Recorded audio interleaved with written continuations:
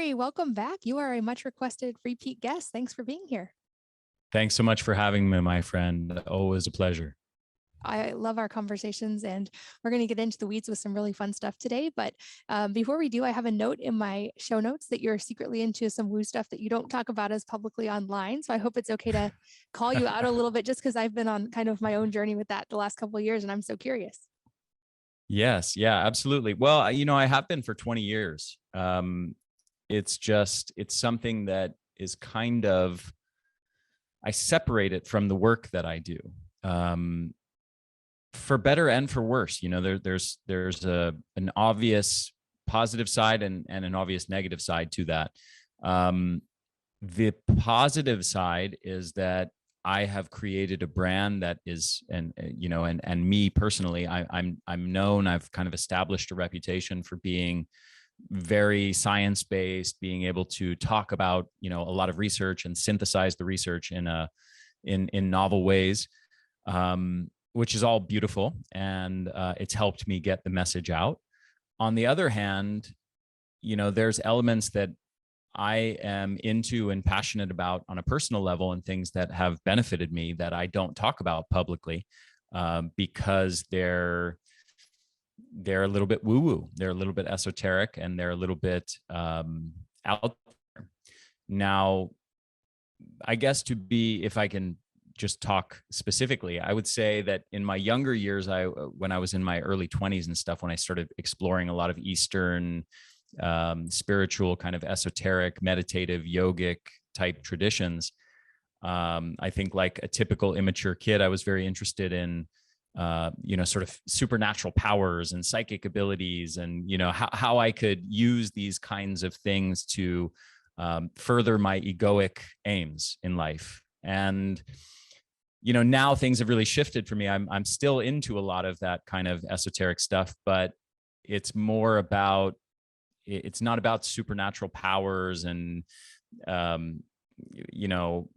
all like kind of egoic based desires. It's more about how can I use these tools to become a better father and a better partner, and have more equanimity in my life, and more joy and more presence. And those are kind of the goals now. But I'll mention, I don't want to stay on this topic forever. I'm sure we could talk for a full hour just on this, but some of my favorite authors, or I'll mention one guy in particular who's not well known but is really excellent. His name's Reginald Ray, and he's a scholar on Tibetan Buddhism. He's a professor at Naropa University in Colorado. And he's written some really profound works, taking a lot of the Tibetan tantric Buddhism and kind of stripping it of a lot of the cultural elements that are sort of meant for people of Tibetan culture, and making things accessible for a Western audience, and kind of getting to the principles of what these practices are actually trying to achieve, and then translating them, creating his own sort of guided meditations. And he's written a lot on somatic meditation, on embodied meditative practices, on opening the heart, and things of that nature. And I would highly recommend his work to anybody listening. That's awesome. I agree with you. We could spend a whole hour just on that. And I've learned the last few years just how important that emotional, spiritual side can be. Like you, I love the scientific research and the data, and I'm learning there's very much, it's not an either or, it's a both and. Yes. But yeah, I'll put links to that in the show notes. And I would guess most of our listeners are familiar with you because you've been on here several times now, but you are definitely the energy guy. And I've learned so much from you about this topic. And you have a new book out called Eat for Energy. So we're going to go somewhat specific into some of these topics today that I think are really applicable to everybody listening. But to start really broad, I feel like, especially after the last couple of years, fatigue is a big topic, and many people are feeling fatigued and overwhelmed. And there's just, of course, been a lot going on. But let's start broad with, what are some of the most common causes of fatigue? Yeah. Well, if you look from a conventional medical perspective, generally they talk about chronic fatigue as though it's this black box that we sort of know nothing about. And we don't really know what causes people to be chronically fatigued. And basically their attitude is kind of, well, run blood tests and, maybe you'll come up with, that person has anemia, or that person has diabetes, or they have hypothyroidism, or something diagnosable. And then you can treat that thing that you can diagnose as a disease. And if you don't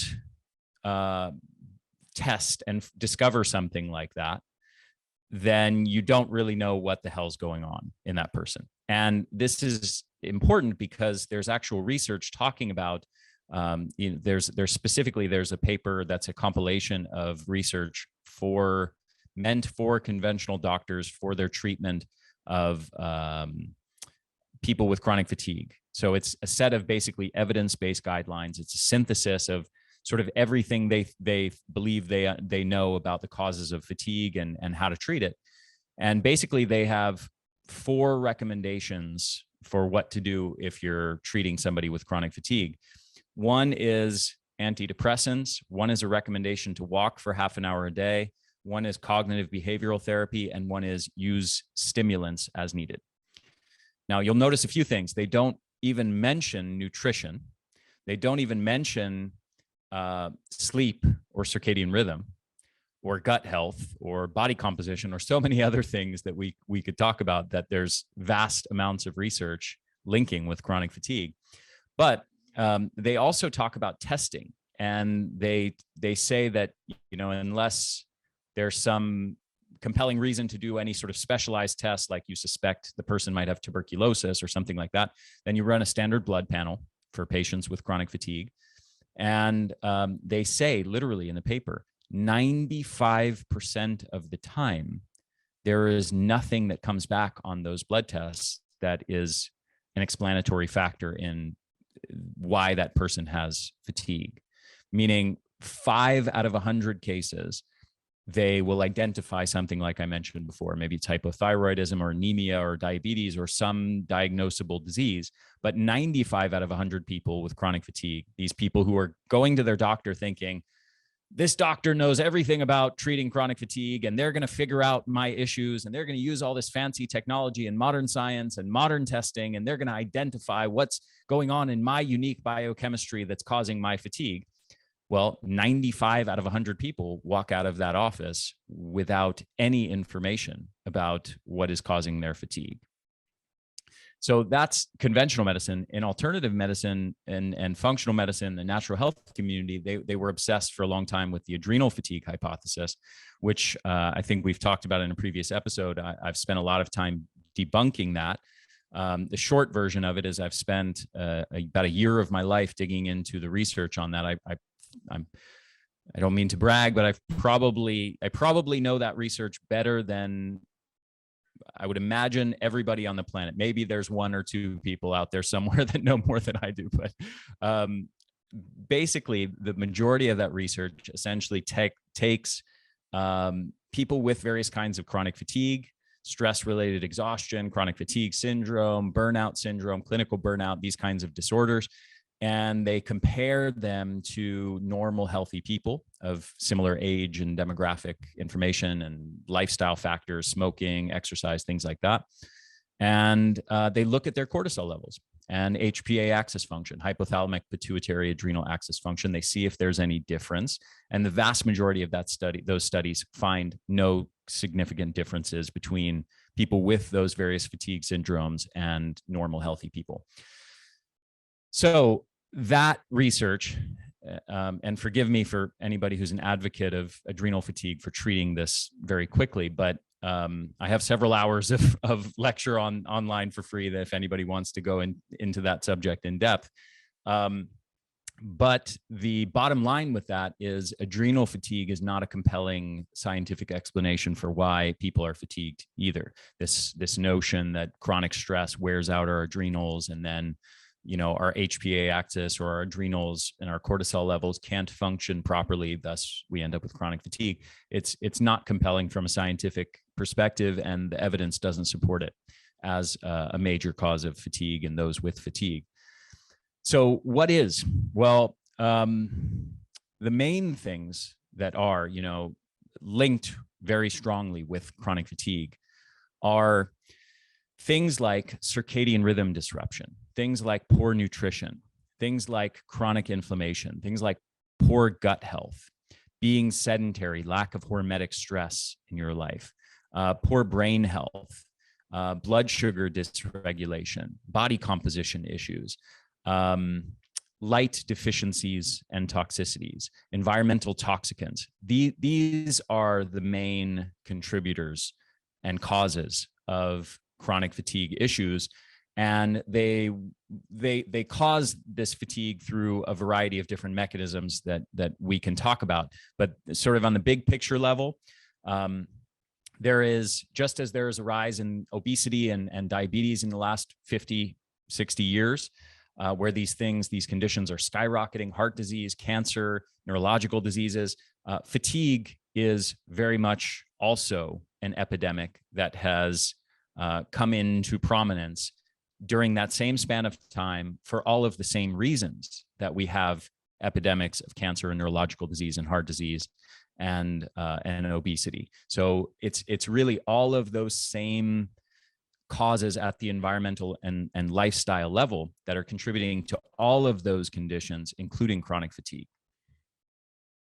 Yeah, I think that's an important point, is that all of those things are actually symptomatic of what is actually going on. They're not the actual problem. But we're spending so much research time and energy focused on all of the different things that are still symptoms of what's actually going on. And like you, I had an experience for a long time of learning to become my own primary healthcare provider in a way when I wasn't getting answers from conventional medicine. And I think that lesson was really important, that at the end of the day, we are each our own primary healthcare provider, because we're the ones choosing the inputs that go into our body on a daily basis. And I know you have a personal story of overcoming a lot of these things as well. But the good news in that is that we do have control over the inputs going into our body every single day. And you mentioned some really important ones that I want to go deeper on, meaning like food inputs, environmental inputs, light and circadian rhythm. And we have past podcasts on some of these, so I'll make sure those are linked in the show notes. But let's just kind of go through each of those in order and talk about nutrition first. What do we need to know about nutrition? Because I know there's a lot of misinformation going on this topic in society. And I think some easy changes that people can make that'll make a big difference. Yeah, absolutely. So I'll give kind of a very brief, superficial overview, and then I'll let you decide which topic you want to dig in. So nutrition affects our energy levels in many, many different ways through many different physiological mechanisms. One is circadian rhythm. So obviously circadian rhythm is very light dependent, but there's also it's basically, we have a central clock in the brain and we have peripheral clocks throughout the body. The central clock in the brain is primarily responsive to light inputs. The peripheral clocks throughout our body are primarily responsive to nutritional inputs. And what's important about this is, for optimal circadian rhythm function and all of the different factors that it affects, which is basically everything, we want to synchronize our central clock and peripheral clock. So I'll leave that one aside. We can talk more about that. Body composition. So chronic nutrient excess, chronic energy excess will lead to the accumulation of excess body fat. And it can also, through poor nutrition as well as lifestyle habits, you can get sarcopenia, loss of muscle mass. These are the two aspects of poor body composition: too much fat, too little muscle. Both of those have profound effects on our energy levels. And these problems are widespread. Somewhere over 80% of people, of adults in the US, are dealing with either one or both of those things. And a huge percentage of them are what's called over fat, meaning carrying excess body fat. Somewhat related to that is blood sugar levels. And we know that blood sugar levels, if you have insulin resistance, if you have hyperglycemia, or if you have hypoglycemia, if you're swinging between the two and you have lots of big spikes and then you're coming down, all of those things have profound direct and indirect relationships with your energy levels. They can affect your energy, affect your cravings, affect your hunger and food consumption, hormonal levels, affect your sleep quality. So blood sugar dysregulation is a huge factor. Nutrition obviously impacts our gut health in a massive way. So it's influencing literally the integrity of our gut, whether our gut is permeable or healthy and intact. It's influencing the nature of that microbiome, whether we have dysbiosis or we have ample, very high levels of beneficial bacteria that are literally providing different energy substrates, short chain fatty acids, as well as different vitamins and minerals to our cells and to our mitochondria to produce energy. So gut health is obviously a huge factor. We know that gut health, there's a gut brain axis, there's a gut skin axis, a gut lung axis. The gut is connected to everything. There is, of course, a gut mitochondria axis. So what goes on in the health of our gut directly influences the mitochondria, the cellular energy generators throughout our whole body. And we also know, of course, that brain health is a factor as well. And there are various mechanisms in the brain that can contribute to fatigue as well. For example, something called sickness behavior. Sickness behavior it's an actual phrase that's used quite a bit in the literature to describe certain behaviors that occur when someone is sick, like they have a pathogen, but it also occurs in many other contexts, like if you've got a physical injury. And basically what's going on is that the brain is designed to respond in a way to high levels of inflammatory cytokines by creating fatigue, by suppressing energy levels and altering neurotransmitters and hormones in a way that, and mitochondrial function and brain function in a way that makes you kind of depressed, apathetic, low energy, makes you just kind of want to lay there, so you don't have a lot of motivation to do anything. And this is actually an adaptive mechanism. It's not a mistake that we are built with this. Millions of years of evolution have wired this into us, because when you are sick with a pathogen, when you are injured physically, let's say you've damaged your leg, it is more adaptive, and you're more likely to recover your health if during that phase of acute illness or some kind of problem, you're resting and you're conserving energy and resources to allow those things to go to repairing the tissues or fending off the pathogen or whatever it is. The problem is, in the modern world, we have many different sources of chronic inflammation that are activating this mechanism in a maladaptive way. So one is excess body fat, for example. Excess body fat itself is pro-inflammatory. It's creating chronic low-grade inflammation, which the brain is then sensing and then responding to with some degree of sickness behavior.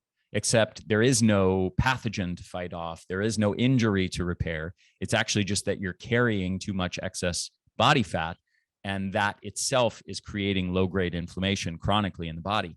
Another example of this is poor nutrition, which also can directly lead to, there are certain foods that are directly pro-inflammatory that can increase levels of inflammatory cytokines.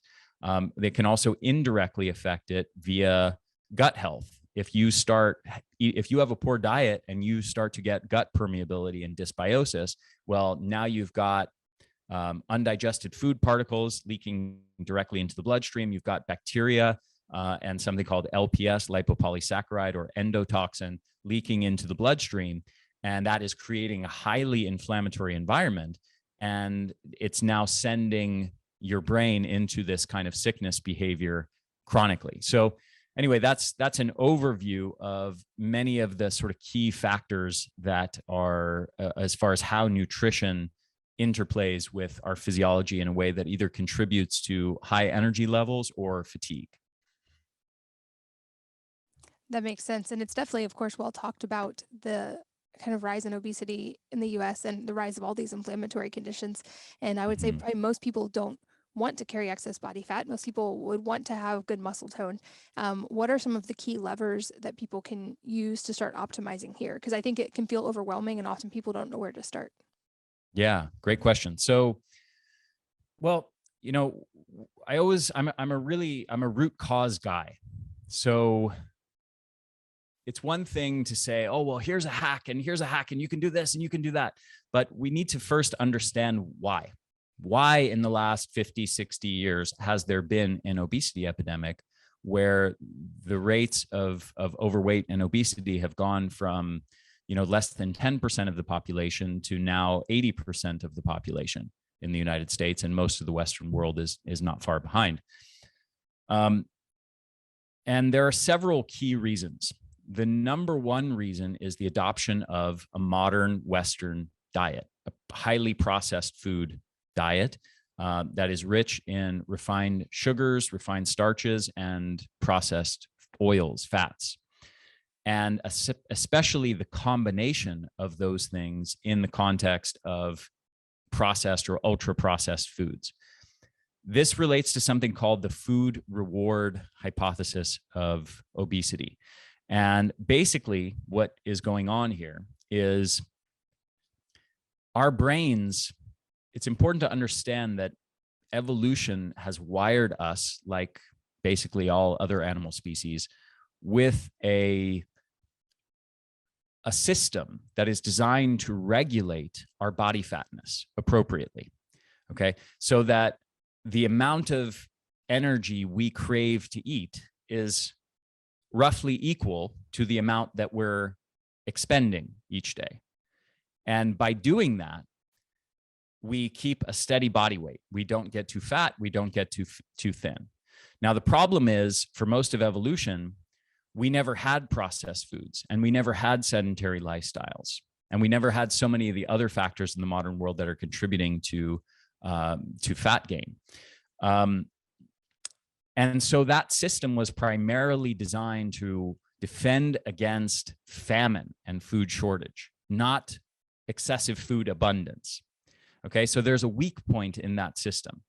And the modern lifestyle happens to be right in this weak point of the system. Okay, so the food reward hypothesis of obesity, which is, people might scoff at this word hypothesis and think, oh, that it sounds like it's not proven. There are thousands of studies now proving this hypothesis. It's not really debatable anymore. But basically, the way that it works is this system that we have that regulates body fatness is designed to work in the context of specific kinds of foods being eaten.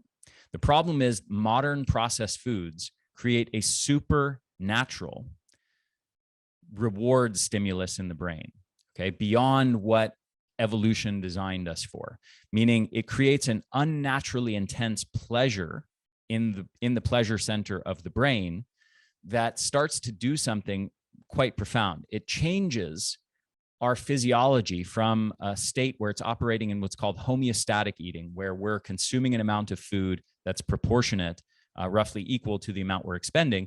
And instead of homeostatic eating, it shifts us towards hedonic eating.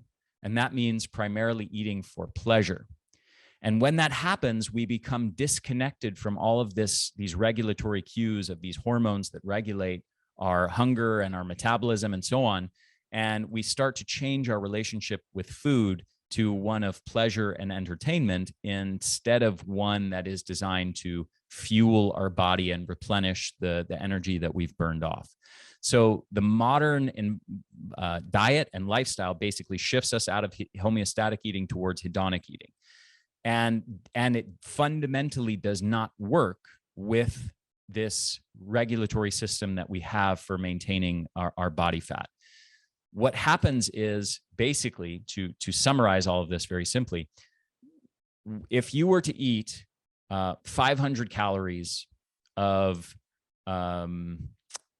chicken breast and brown rice and broccoli and something and some spinach, or if you were to eat 500 calories worth of donuts and cookies and pizza, you would have completely different hormonal responses and satiety responses to those different meals, even though they contain equal amounts of calories.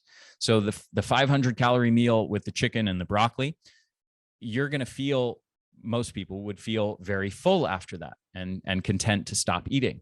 Whereas the people in the processed food group are going to carry on eating potentially hundreds of calories more per day. And there are literally studies where they've tested this, where they've put people on equal calorie diets, they were intended to be equal calorie diets, and they're either eating whole foods or processed foods. And they show that when they're on the processed foods diet, actually, let me start here. When they're on the whole foods diet, they naturally suppress their own eating and end up losing body fat within a few weeks. When they're on the processed food diet, even though it's intended to be the exact same amount of calories and the same macronutrient ratio, the same proportions of protein, fat, carbs, people end up overeating. People end up consuming 500 calories more per day, and they end up gaining weight.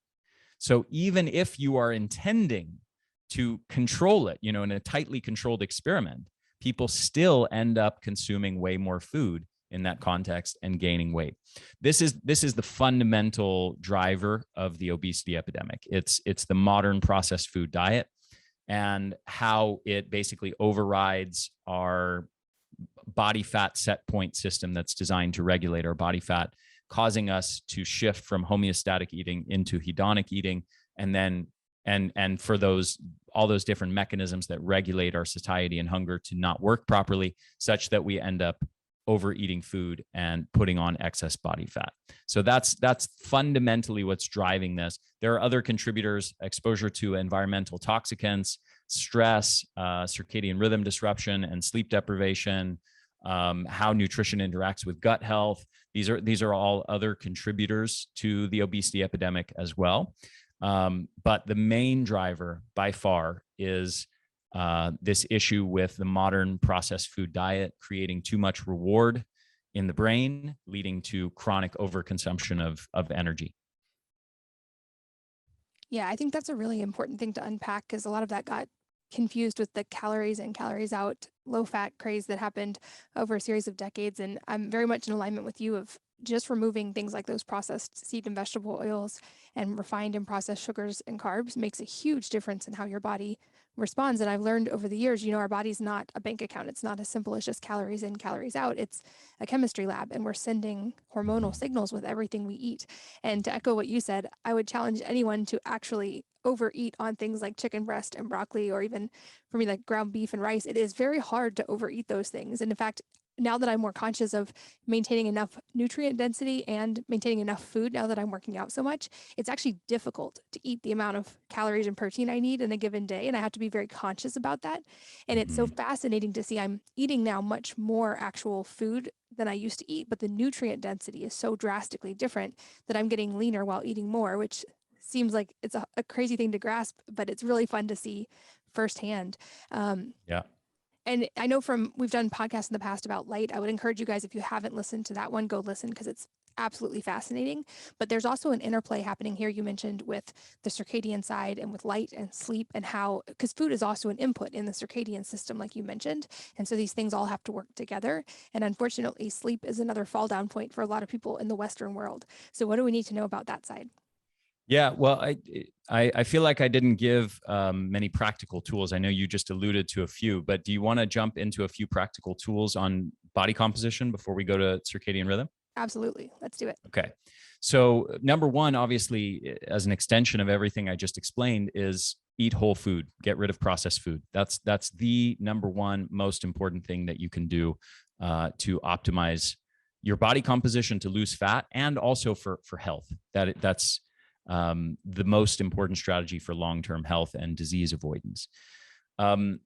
There isn't research showing that one particular macronutrient breakdown of the diet is superior to the rest. There's a ton of low carb versus low fat studies, and many of them are extremely well done. There's one study where they even did a 12-month study with like 600 participants, and it was a randomized. It was an absolutely tightly controlled study done over a very long period of time, low carb versus low fat, and is one of the few, if not the only, study that also used whole foods, that emphasized getting rid of processed foods. So you had a low fat versus low carb diet with equal amounts of protein, and that's emphasizing that's emphasizing the exclusion of processed foods. And after 12 months, there was no significant differences between the outcomes in the two groups. So despite, decades worth of attention being paid to carbs and fats as these sort of like, these are the things that are going to determine your body fatness, the research just doesn't support it. Whole foods versus processed foods, there's a huge difference. Low carb versus low fat, there is not a huge difference in terms of outcomes. Now, what macronutrient is linked with fat loss is protein. And there are many, many studies showing that between 0.8 to 1 gram per pound per day, per pound of body weight per day, is strongly linked with long-term fat loss, with greater adherence to the weight loss diet, with increased resting metabolic rate, with increased satiety and decreased hunger, with increased energy levels. And all of those things I just mentioned are incredibly important, because it is the decline in metabolic rate along with chronic hunger and low energy levels that is the main driver of why people stop adhering to their weight loss diet and revert back to their old diet. So it's critically important when you're engaging in weight loss to do everything possible to maintain your metabolic rate high, hang on to lean body mass, and that's what higher protein intake does, and to increase satiety. That's also what protein does, and to help keep energy levels high. So if you do those things, those are the keys to long-term success. Those are some of the biggest keys that differentiate, the small minority of people who achieve long-term success versus the majority of people who revert back to old habits. So it's also important to understand most people are eating nowhere near this amount of protein. And when they actually start eating that amount of protein, they say exactly what you said a few minutes ago, where they go, it's actually hard for me to eat this much food. Not only am I not starving and, feeling like I'm chronically depriving myself, but I'm actually feeling full such that I don't even want to finish what's on my plate, and I'm losing weight at the same time. Protein is the big key to that. There's one other big key to that, which is this is talked about in the volumetrics approach to eating, where they talk about sort of filling up at the beginning of your meal with lots and lots of vegetables, okay, and ideally non-starchy vegetables and water-rich fruits. And if you do that, you end up consuming far fewer calories in your meal than if you didn't do that. So this is another way to work with our biology instead of against it. Instead of just saying, I'm going to starve myself and force myself to eat this few calories per day, which will work temporarily, but you're in a chronic, constant fight with your own biology, and eventually your biology is going to win. Unless you're just one of the 1 in 1 million freaks with unbelievable willpower to override your physiology for months and months and months on end. But it's much better, it's much smarter, and you're likely to be much more successful if you actually work with your biology by using some of these methodologies, by using whole foods, by using high protein intake, by using the volumetrics approach and consuming these plant foods at the beginning of the meal. The last thing I'll mention here is flux. And flux is a concept that is really important, and the research shows is very powerful in helping people achieve fat loss, and yet almost nobody talks about it. Nobody's heard of it. If you want to understand flux, picture this. Picture a garden hose with a trickle of water flowing into it and a trickle of water flowing out of it. And now picture a fire hose, like on a fire truck. That's a big, thick hose with tons of, super high force pressurized water flowing into it and flowing out of it. Okay, both are hoses with water flowing in and out, but one has way more water flowing in and flowing out. And this is what flux is. Flux is basically describing how much energy is flowing in and out of the system. So on paper, if I say to you, scenario A is we've got a sedentary desk job worker who normally burns 1,500 calories a day, and now she's going to go on a diet and she's going to start eating 1,000 calories a day. Okay, so now she's got a deficit of 500 calories a day. Now, on the other hand, we can take some athlete, somebody who's extremely physically active. Maybe they love running trails in the mountains or something like that. And they are burning 3,500 calories a day. And she wants to lose weight. And so she goes on a diet that's 3,000 calories a day. So she's got the same 500 calorie a day deficit.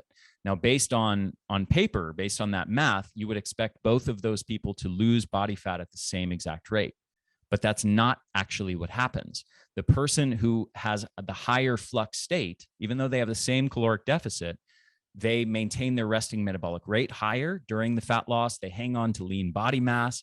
They decrease satiety level, or they increase satiety levels and decrease hunger levels. They have higher energy levels. They have more food flowing into the system to allow for nutrient sufficiency. So they have all of this mix of factors that actually allows them to lose more fat and to maintain lean body mass and resting metabolic rate and avoid the dip in fatigue and the increase in hunger that causes people to revert back to their old habits, and ultimately to achieve much greater long-term fat loss success. So high flux is a major key to that. And the way you do that is by starting with what I just described, starting by increasing your protein intake and starting by increasing your non-starchy vegetable intake at the beginning of meals. So protein, non-starchy veggies, amp those up big time. And in accordance with that, then try to work on gentle movement, incorporating more gentle movement throughout the day, more walking, more moving of your body. Not high intensity exercise necessarily, but more gentle movement throughout the day. And that's how you raise your flux, which is one of the big keys to long-term fat loss success. And I'll say from the personal experience side of this, when you actually start hitting those protein targets, your energy goes up so drastically that working out gets much easier because you actually want to. And it's much harder to willpower yourself into movement when you're in that fatigue state. Whereas now I'm excited to go work out because I have so much energy. And I realized when I started tracking, even thinking I was being very health conscious, I was drastically under eating protein and getting to that target range of 130 to 150 grams protein per day. It takes actually effort. And I will say, as a practical side, one thing I found that helps me a lot, if anybody's new to this, is I wake up around the sun when the sun comes up, and then I don't eat for about the first hour. I hydrate and drink a lot of water that first hour and get some time outside in the sun, which we'll probably touch on a little bit. But then I try to make sure I get protein at breakfast, protein at lunch, and I try to stop eating by the time the sun goes down, or even by about 5 p.m. to give myself a lot of rest time before sleeping so that my body can digest all of that protein before I'm sleeping. And when I adhere to that, my energy is incredible. My sleep is really good. And I'm building muscle faster than I've ever built it before. I just, for context, last week split squat 345, which is well over 2x body weight for me. So it definitely works for any of you questioning. I know the science is there, but from firsthand experience, it's really drastic and incredible to watch. You did a split squat with 345 pounds? Yeah, you're an animal, Katie. I had this story my whole life of not being an athlete, and I had a podcast guest say, no, lower body women are just as strong pound for pound as men. And it was like a switch flipped, and I was like, oh, okay, well, then I'll just lift like the guys. And it turns out it works. Awesome. So, and I know I touched on the morning sunlight thing, which is a thing I originally learned from you. And now I am very, very consistent with because I noticed the difference so much. But light and sleep obviously are huge levers in this equation as well. And I feel like underused ones, certainly. Like nobody is questioning that we need to get good sleep. However, many of us are just not actually getting enough or enough quality sleep. And I would argue not getting enough or enough quality light as well. Yes. Yeah, 100%. So we have basically the circadian rhythm. It's basically a 24-hour biological clock built into our brains, and where we have this central clock. Okay. And the central clock regulates and impacts many, many different neurotransmitters and hormones that affect our sleep-wake cycles. So just consider the fact that every night, through no volition of your own, you enter an entirely different state of consciousness for 8 hours. This is all being controlled by this biological clock in your brain. And again, the next morning, you wake up again through no volition of your own, and you enter into a new awake state of consciousness. Okay. All of that's controlled by this circadian clock, and it's affecting many different neurotransmitters and hormones. There are many important hormones that are tied directly into the circadian clock. things like thyroid hormone, testosterone, melatonin, cortisol, growth hormone. These are all intimately linked with the circadian rhythm. And if your circadian rhythm is non-optimal, which most people's is in living in the modern world, then all of those hormones and many other neurotransmitters that are affecting energy and mood and sleep are also not optimal. So that's the central clock. We also have these peripheral clocks throughout all the tissues of our body. And a lot of this is really a new discovery. It's really in the last 10, 20 years that scientists have discovered, oh my gosh, we have these clocks and clock genes that are in our skin and in our eyes and in our liver and in our intestines and our stomach and in our muscles and every conceivable tissue of our body and organ and gland of our body has these peripheral clocks. Now, the goal of what we want to do to optimize circadian rhythm is to synchronize the two, to synchronize the central clock in the brain with all the peripheral clocks in the tissues. The central clock in the brain, as both of us mentioned earlier, is linked primarily to light. Also, other factors affect it. Nutrition affects it to some degree, and some other factors like movement as well as temperature actually affects that central clock in the brain. And then the peripheral clocks throughout the body. So actually, let me just to talk briefly on the central clock. So to optimize that central clock, one of the biggest factors that we need to do is get ample light exposure during the day, ideally outdoor sunlight. We need to get it ideally within the first half an hour of waking up, getting that light signal strongly in the eyes, very, very important. Those light photons enter the eyes, feedback through nerves directly into that circadian clock and basically communicate it's daytime, the time to be awake, alert, active, and energetic. But if you wake up and you're in a dark indoor space under house lighting, looking at cell phones, and then at nighttime, you're also doing that same thing. You're in an indoor environment in house lighting, looking at computer screens and cell phones and TVs. You don't have a big differential between the light that you're getting during the daytime and the light that you're getting at nighttime. And that results in basically that central clock in the brain not getting the proper signals that it needs to know the difference between daytime and nighttime. So what we want is lots and lots of bright light during the day, ideally outdoor light, which is 100 to 1,000-fold greater intensity than indoor light. And we want it within the first half an hour of the day. And after the sun goes down, we want to minimize any blue light. That's the primary color of light photons that affects that circadian clock. We want to minimize the amount of blue light entering our eyes. So we do that by optimizing the lighting in our homes, ideally shifting more to incandescents and halogens as opposed to LEDs and fluorescents. And minimizing blue light exposure from screens. So computers and cell phones and things like that. There are various apps you can download. You can get blue blocking glasses and so on. So that's a very brief version of how to optimize the central clock. The peripheral clocks are primarily responsive to food. And we want to synchronize the two. So we're optimizing our central clock with light. We're optimizing our peripheral clocks with food. The way we do that is 4 key strategies. One is time-restricted eating. And it turns out research has found that about 85% of Americans consume their feeding window or eating window is between 13 to 16 hours long. Okay. What's optimal is 6 to 10 hours. So most people, almost 9 out of 10, are eating hours longer from their first bite of food to their last bite of food. They're eating hours longer during the day than they should be. And this is the nutritional equivalent to getting lots and lots of artificial light in your eyes after the sun goes down.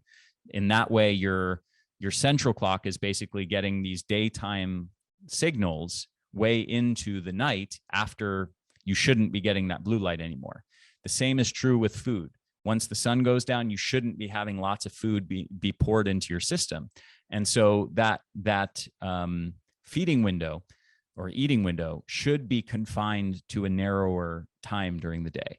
And that one thing by itself can make a massive difference. We have research showing that when people engage this strategy of time-restricted eating, even if they don't do any changes to what they're eating or how much they're eating, they just change when they're eating, which time period during the day, we see decreased oxidative stress, decrease inflammatory biomarkers, improve sleep quality, increased energy levels, and across the board, improved metabolic health, improved insulin sensitivity, for example. So everything improves just through that one strategy. The one caveat that I want to mention here is don't go too fast. Don't think, if you're at a 16-hour window now, don't think, well, I'm just going to cut it to 6 hours. Because the problem is, if you've been in a long feeding window, your body doesn't have the metabolic flexibility yet to do that, to go for long periods without food. So you need to ease into it much more slowly. Go to a 13-hour window for a week or two, then a 12-hour for a week or two, then a 10-hour for a week or two, and so on. And also, the one other nuance here is shorter is not always better. So I actually personally eat closer to a 10-hour time restricted eating window, because I'm someone who's I'm already lean. I'm extremely physically active. I do hours of exercise every day between surfing and weight training and martial arts and things like that, and hiking with my dogs. So for me to get the nutrients I need, it's more optimal for me to be closer to 10 hours. If somebody's overweight and not very physically active, it's going to be more optimal for them to move towards the 6-hour end of the window. Another aspect, which you alluded to, Katie, that you've been doing, is syncing that feeding window with the hours of daylight as much as possible, meaning not consuming lots of food after the sun goes down. We know that in animal experiments, when they take animals and they give them food during the time period, if they only allow them food during the time period that they're supposed to be inactive and resting and asleep, they will generate all kinds of metabolic dysfunction. They'll become obese and insulin resistant and have high inflammatory biomarkers and high oxidative stress, and they'll suffer widespread negative metabolic effects.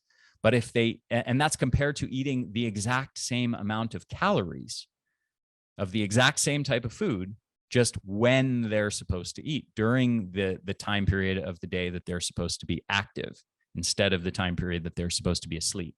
So that's one other aspect of it. We know also that if you give someone the same meal, the same exact meal at 8 a.m. versus 8 p.m., the meal that you have at 8 p.m.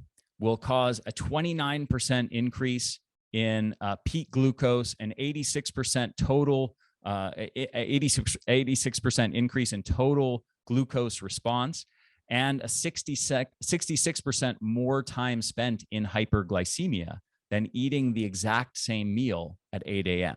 So there are fundamentally different hormonal responses and metabolic responses in terms of our ability to process these nutrients when we consume food at the biologically appropriate times of day. Now, we also know that there's studies that compare what's called early time-restricted eating to late time-restricted eating, where you consume the majority of, you shift your eating window towards the morning hours. So let's say 7 a.m., let's say you've got an 8-hour feeding window from 7 a.m. to 3 p.m., just as an example, versus the same 8-hour feeding window, but from noon to 8 p.m. or 1 p.m. to 9 p.m. We see consistently that the people who do early time restricted eating lose more body fat, have more energy, have better sleep, have better metabolic parameters across the board, lower oxidative stress, better insulin sensitivity, and so on. We also know, related to something called calorie stacking, even within this window of time, where you put the bulk of your calories that you're consuming during the day also matters. So if you compare two groups of people, one is consuming most of their calories with breakfast and lunch and a small dinner, and the other group is consuming a small breakfast and lunch and a big dinner, the group that ate most of their calories during the first part of the day, during the early part of the day, ends up losing more weight, even at the same amount of calories being consumed. So these are different ways. Basically, what's going on is these are strategies that we can use to optimize our peripheral clocks and sync our peripheral clocks to our central clock. And when we do that, we get rewarded with all kinds of benefits and boons as far as metabolic health and energy levels and sleep quality and so much more. Yeah, that hormonal signaling is such an important piece. I recently got to talk to Dr. Sachin Panda as well, and he echoed exactly what you said. He's probably the foremost expert on this in the country with the circadian side and time restricted feeding. And he said the same thing: eat that in that restricted window that's more focused on early in the day, and Mm-hmm. that by doing that, like you said, we can actually eat plenty of food, not feel hungry, not feel deprived, and have better sleep and better energy during the day. And as always with you, time goes by so quickly, but I want to make sure we also get to touch on if there are any particularly supportive foods or supplements that can help, especially if someone is overcoming some of these issues and they are in this state of fatigue, or they are making these big shifts into eating in a more restricted window, getting more sunlight, getting more movement, anything that can help along that path. Yeah, I'll mention a few things. So first of all, a multivitamin and multi-mineral supplement, high quality one with methylated forms of B vitamins, good quality stuff, not just a junky multivitamin like you find anywhere, has been shown in studies with people with chronic fatigue syndrome in the span of just 2 months to improve sleep quality by 39% and improve energy levels by 32%, just by being sufficient in various vitamins and minerals. And this is critically important, and it's often overlooked because it's so important because most diets and most people are deficient in at least one, if not more, like 4, 5, 6 or more of the essential vitamins and minerals that our body needs to function. And it's just extraordinarily common. Almost nobody is sufficient in all of these things. So it's such an easy thing to add, especially if you're suffering from chronic fatigue. Get yourself a premium multivitamin, multi-mineral formula. I make one. I consider the best on the market, but there's several other good ones on the market as well. And that can make a huge difference for people with chronic fatigue. Another great compound is called NT Factor. It's a phospholipid formula extracted from phospholipids from soy, but it doesn't have any soy compounds. It's taking, if anybody's worried about soy, it's taking just the phospholipids out of this from soy lecithin and extracting them. They add lots of other things to it that help it avoid being broken down in digestive processes. But these phospholipids actually end up traveling through our blood into our cells, into our mitochondria, where they help repair damaged membrane phospholipids of our mitochondria. There's a wonderful paper about this from a researcher named Garth Nicholson. It's called Lipid Replacement Therapy. And they've done studies with NT factors in many different studies with many different kinds of chronic fatigue, from aging-associated chronic fatigue to obesity-caused fatigue to Gulf War illness to chronic fatigue syndrome and many other types. And they've shown consistently 30, 40, 50% increases in energy levels in just 4 to 12 weeks of using just this one supplement that helps repair mitochondrial membranes. Another one that I'll mention is rhodiola rosea. And they've done experiments with this adaptogenic herb in the context of people with burnout syndrome, clinical burnout, various kinds of stress-related chronic fatigue, showing literally within 4 to 8 weeks, you can cut a person's fatigue in half just from that one compound. Another way of saying that is you double their energy levels just through that one compound. One other one I'll mention here is acetyl L-carnitine. And actually, maybe I'll mention a couple more. Acetyl L-carnitine has been shown in older adults with chronic fatigue to this is a compound that helps the mitochondria bring in fatty acids to burn for energy. So that's kind of the mechanism of how it works. Also works in a few other different ways to improve metabolic health.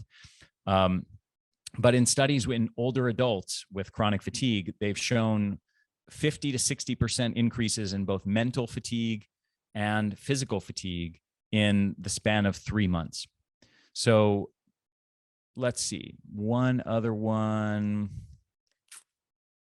Maybe I will mention, if anybody's struggling with mood issues, depression, there's a wonderful thing that's very seldom talked about, but is very powerful, and that's saffron. There's research on saffron, on the herb saffron. It's actually the, I forget the proper word, pistil or stamen or something like that, from a particular type of flower, often grows in the Middle East. And it's been a prized herb or spice for centuries, for millennia. And there's research showing that it works as an SSRI in the brain, and that it has efficacy on par with antidepressant drugs, but without the side effects. Just taking saffron can be a powerful thing for people struggling with depression, and that's a very common thing among those with chronic fatigue. I love it. I took lots of notes. Those will all be in the show notes, wellnessmama.fm, for anybody listening on the go. And I know there's, as always, so much more we can cover that we can't fit into a 1 hour episode, but you have a book that goes into detail on all of these different topics and gives a lot more, even more detailed recommendations. So I highly encourage you guys to check that out, along with our past podcast episodes. And as always, I say this with you, I hope we will do another round sometime soon, because there's so much more to talk about. But lastly, for today, if there is a book or number of books that have profoundly impacted your life, I'd love to know what they are and why. Ooh, so many. Well, since this is Wellness Mama, I'll mention one of the most recent ones that hugely impacted my life. It's a book by Gabor Mate and a neuroscientist or a psychologist. I think his name's Barry Neufeld or something like that. And it's called Hold On to Your Kids. And I'll tell you, I don't think I've ever read a book in my life where almost every page that I flipped, I went, oh my God, I cannot believe how wrong I was in all of my assumptions about this. And it's related to raising kids, and it's related to education, and it's related to the parental bond with kids, and the peer bonds that they form, and the dynamic between the two, the sort of, to some extent, the battle in some cases between the two, between the parental bond with the kid and the peer bonds with the kids. And it really just completely rocked my world, as far as all of these assumptions that I had made about child rearing and what's best for children, and what kids need, and it made me realize the importance of my connection with my kids, and that the most important thing for them to grow up healthy and happy is actually their time with me and their mom, and us cultivating that bond every day. And that's number one. I used to think, well, I need to put my kids in school. They need to learn independence from me, and they need to, be around other kids all day because they need to be socialized. And, and I had all these kinds of assumptions that are widespread in our culture. These are normal assumptions, especially in the modern US. And it just dismantled sort of everything that I thought I knew. I've never read a book that made me go, wow, I cannot believe how wrong I was. And just every 2 pages, I was saying that to myself. So if somebody has children and they have not read that book, I would highly recommend it. I love it. That's a new recommendation, and I just ordered it as well. I'm excited to hear it. And thank you, as always, Ari, for your time. You're such a wealth of knowledge. I really value your research, and I'm so grateful you're here today. Thank you so much, my friend. It's always a pleasure connecting with you.